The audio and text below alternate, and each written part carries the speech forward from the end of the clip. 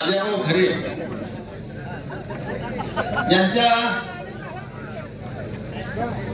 प्रचाराची सभा, या सभेसाठी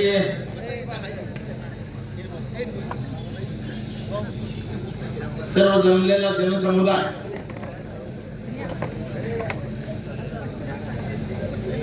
या नगरीचे सुपुत्र शाजीराव भाऊ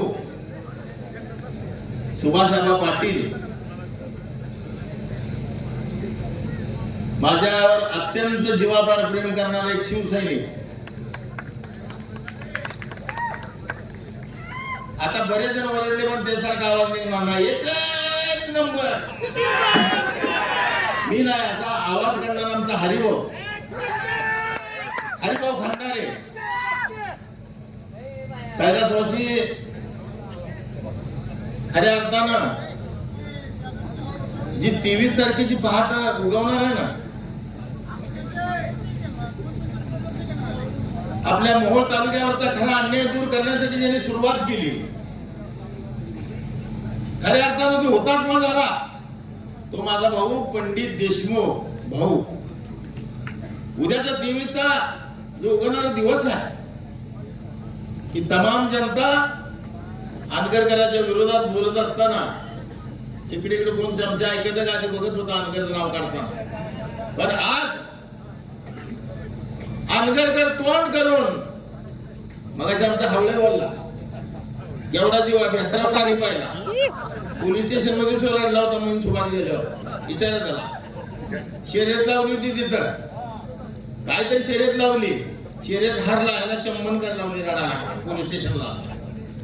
पण आज त्याचं एवढं धाडस वाढलं, धाडस वाढवण्याचं कारण त्या पंडित भाऊ सारख्याने जे हुतात्मा पत्करलं, पंडित भाऊ कैलासवासी सुभाष श्रीपती साठे, की आज 40-45 वर्षे शिवसेनेची मुहूर्त रवल्यापासून काम करणारे माझे सहकारी बंधूंना माझी मी आदरांजली वाहून मी फक्त माझे 2 शब्द बोलणार आहे.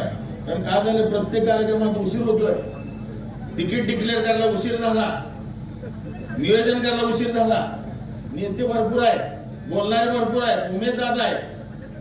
आता उमेद दादाचं नाव घेतल्यानंतर तुला काय लाज आहे का म्हणतात, दादाने मला पाडलंय, मी त्यांच्या संग लढलोय, त्याच्याबद्दल लक्षात घ्या. आम्ही सगळा आमचा मान अपमान तुमच्यासाठी घेतलो. भले विजयराज दादा असतील, मानाजी बापू असतील, ही सगळी जी मंडळी उमेद दादा असतील, ही मंडळी एकत्र ठेवण्याचा प्रयत्न मी केला. कशासाठी केला की 40 वर्ष 45 वर्ष आपण झगडलो, न्याय अन्यायाच्या विरुद्ध झगडलो, पण हे आम्हाला संपवता आलं नाही. आज राजन पाटलांनी स्वतःच जीसीबीने खड्डा त्यांच्यासाठी खांदून ठेवला, आंदगरावर तशी निर्मिती केली. मला सांगा ना तरी किती नेते, एकाचं तोंड ह्या बाजूला, एकाचं तोंड त्या बाजूला, एकाचं तोंड ह्या बाजूला, पण राजन पाटलांनाच पहिली स्वतः खड्डा खांदा. म्हणजे काय झालं तर आमची एकी त्या आंदगरावरच्या निमित्तानं आम्हाला एकत्र आलं.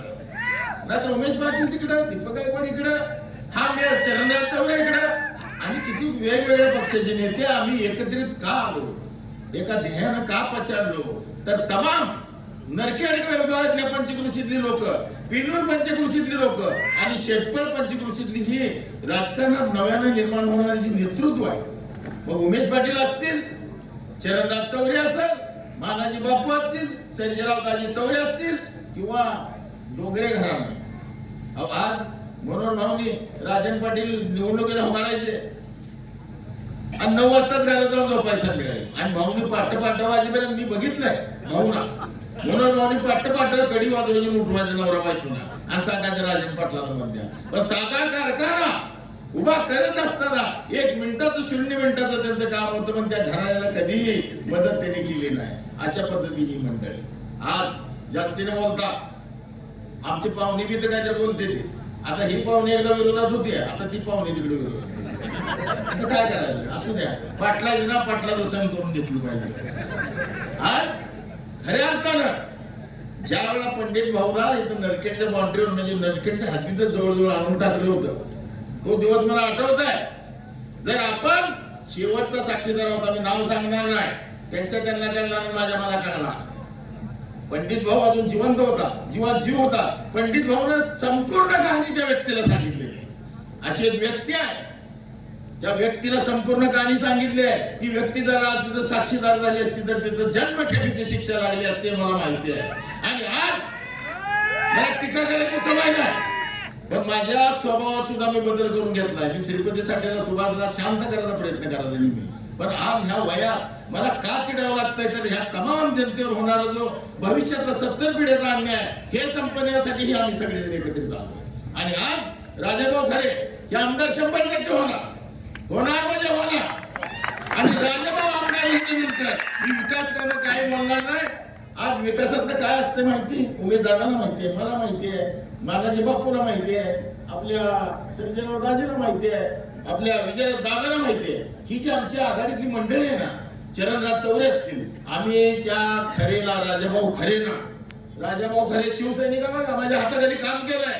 मला माहित नव्हतं, पण राजाभाऊने मला स्वतः सांगितलं की मेंबर तुम्ही जिल्हा प्रमुख असताना, जिल्हा परिषदचा उपाध्यक्ष असताना सुभाष श्रीपतीला आम्ही तुम्हाला आदर्श म्हणून बघायचं. आणि राजाभाऊ खरे माझ्या चिडपीच्या बंगल्यावर, म्हणजे आम्ही संजय गोडके, बरीच मंडळी ही सगळी माझ्या बंगल्यावर येऊन झोपलेले आहेत, मुक्काम केलेला आहे, जेवलेले आहेत. आणि माझ्या हाताखाली विद्यार्थी सेनेत विकी वेगवेगळे आहेत, आमचे उमेदवारांचे बंधू म्हणजे संतोषांना, की माझ्या हाताखाली विद्यार्थी सेनेत काम केलेले आहे. आणि खरं तर त्यांना मशाल हवी होती बघा, तुतारीवाल्यानो तुम्हाला राग येऊ देऊ नका. पण राजाभाऊ खरं वाटायचं की मला शिवसेनेकडे ही जागा जावी मोहोळची.